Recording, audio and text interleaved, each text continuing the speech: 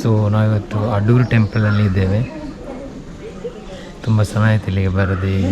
ಚಿಕ್ಕದಿಂದಿರುವಾಗೆಲ್ಲ ನಾವು ಬರ್ತಾಯಿದ್ವಿ ಫ್ಯಾಮಿಲಿ ಜೊತೆ. ಇಲ್ಲಿ ನಮ್ಮ ಅಜ್ಜಿ ಮನೆ ಇಲ್ಲೇ ಇರೋದು, ಸೊ ಅಜ್ಜಿ ಮನೆ ಕೂಡ ನಾನು ತೋರಿಸ್ತೀನಿ.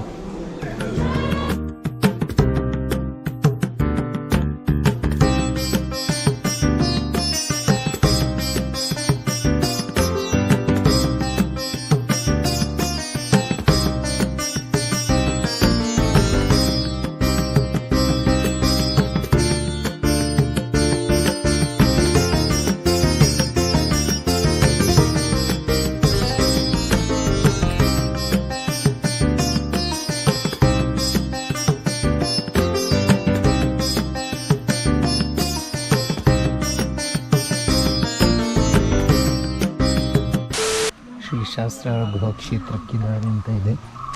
ನಾವು ಹೋಗ್ತಾ ಇದ್ದೇವೆ.